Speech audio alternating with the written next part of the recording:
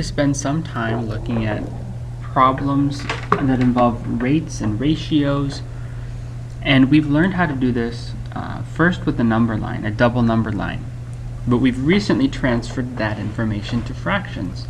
So I'm going to show you first how we could set this problem up with a double number line, and from there we'll work on setting it up with fractions. So it says here, John sent 45 text messages in 9 minutes. What is the unit rate? Explain your answer. So here we know that we have two different values, or two different units, text messages and minutes.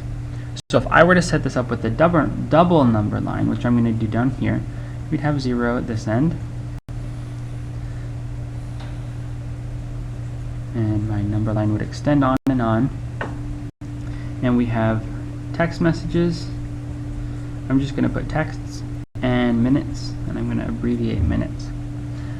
So when there's 0 text, there's 0 minutes, or 0 minutes, 0 texts. And we put this value on top and this value on the bottom of my number line. And it says when I have 9 minutes, I have 45 texts. So I'm going to mark that here on my number line. 9 minutes is 45 texts.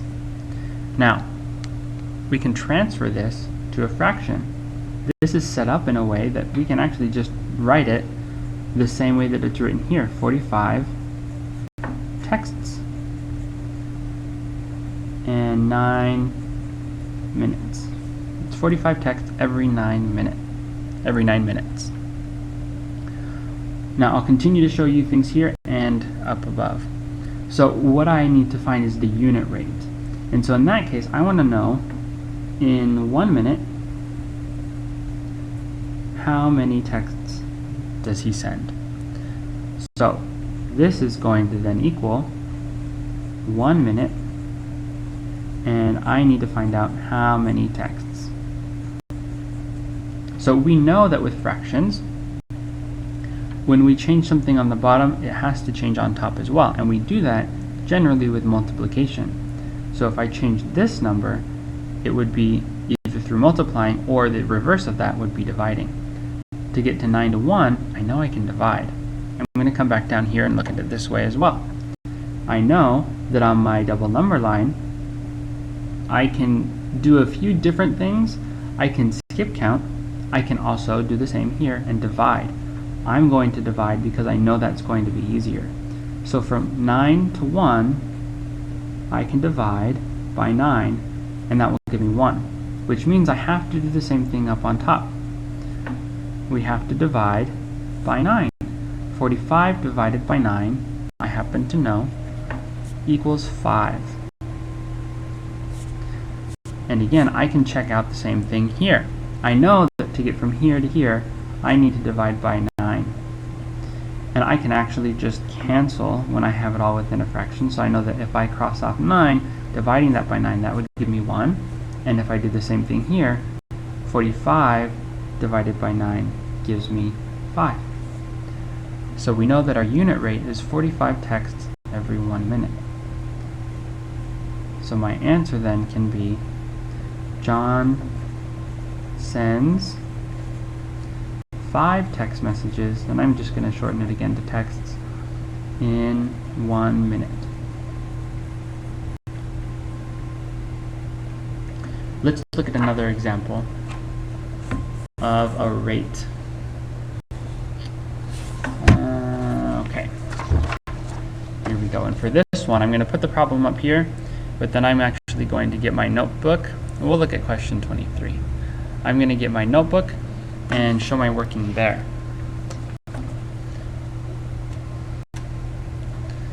Okay, here we go. So here it says Mr. O'Connell purchased 12 bags of grass seed for $62.28. What was the price per bag of grass seed? So we have our units, we have bags of grass seed, and in this one it doesn't spell it out, but I know that it is dollars. So I have dollars and I have bags of grass seed. So in this case, we can again set it up as a fraction. So we will want to set it up, let's see, purchase 12 bags of grass seed for $62.28. So here we're going to put 12 bags, and that was for $62.28. Now I have to decide how am I going to find out the price then of one bag of grass seed. So it's going to be like a unit rate again. So we've got one bag of grass seed. I need to figure out now how many dollars does that end up being. Now this problem isn't quite as easy as the last one because I'm working with the decimal number, which makes things sort of complicated. But the steps are essentially the same. I know that if I change something on the bottom, it has to have the same effect on the top. In this case, I know what is on top. That's 12, and it goes to 1. So I know I'm going to divide by 12, and that gives me 1 bag. Now I have to do the same thing here. I have to divide by 12. Now I'm going to set it up here with a division house. And I'm dividing by 12. Now when I'm dividing with the decimal, if I have a decimal here, I need to move it. But if I have a decimal in my dividend, I do not need to move it. So 12 goes into 6 0 times. 12 goes into 62. I'm going to guess and check. Let's do 12 times 5. I think that's going to get me close. That gives me 10, carry the 1. That adds up to 60. So that was a good first guess. That got me as close as I can get, because if I added 12 again to 60, it would put me past 62. So now I subtract to find what is left. I'm going to bring my decimal up here. When I'm doing division, the decimal and the dividend goes up, straight up, and matches the same place value in the quotient. So it's right after our ones place. Now we bring down this 2, and that gives me 22. Now I think 12 times 2 is going to be too much. 12 times 2 gives me 24. That's too big. So I can't do 12, or rather I can't do 2 times, I can only do 1. So I'm going to subtract 12, and that leaves me with 10. And I'll bring down the last number, which is 8. And 12 goes into 108. It definitely does. Let's see how many times. I think 10 is going to be too many, because 10 would be 120, because I always just add a 0 when I multiply by 10. I'm going to try by 9. 9 by 2 gives me 18. I carry the 1. 9 times 1 gives me 9, plus 1 gives me 10. That gives me 108, which fits perfectly. So then I can subtract that. That leaves 0. So our total then, or rather our quotient, is 5 and 19/10, which, when I say it as a dollar value, is $5.19. So by dividing the top and the bottom by the same amount, I was able to determine how much one bag would cost. As it said here, what was the price per bag? That means 1. And I found that for one bag, I would spend $5.19. Now, I'm not going to do any additional examples for this set of problems, but I'm going to show you a few of them so that you can do them on your own again if you would like. The steps will be the same. I will, however, go through here and look at them with you to identify the key information.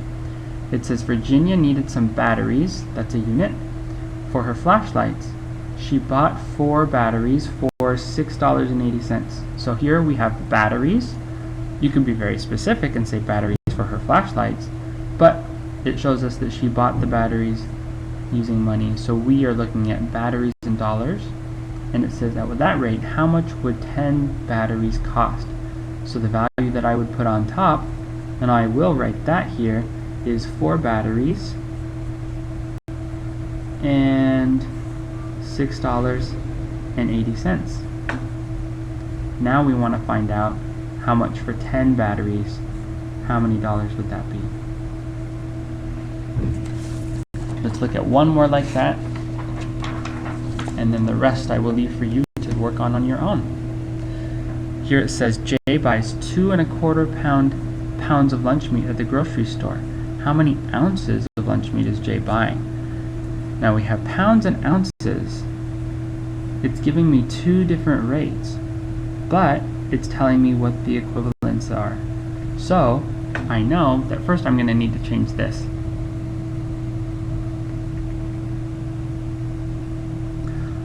I'm going to, and you know what, actually this isn't one of our problems that shows a rate so much. We can use a double number line to solve this. It's not quite as easy to set up with a fraction. So let's look at one other one, and then I'll show you one that you can just try on your own. Here it says Billy's heart rate is 13 beats every 10 seconds. What is his heart rate in beats per minute? So here we have beats, and this is 10 seconds, but we want to find out how many are in a minute. Now the thing to remember here is that if we convert seconds to minutes, 60 seconds equals 1 minute. So right now, we know that 13 beats happens every 10 seconds. I'm abbreviating seconds. What we need to find out is how many in 60 seconds. How many beats? We don't know this yet. That's what we're trying to find out. One final problem that you can look at on your own is Sadie is 63 and 5/10 inches tall. If 2 and 54/10 centimeters equals 1 inch, what is Sadie's height in centimeters? So again, this is going to be a conversion problem. We have inches and we have centimeters. And I will leave these for you to solve later.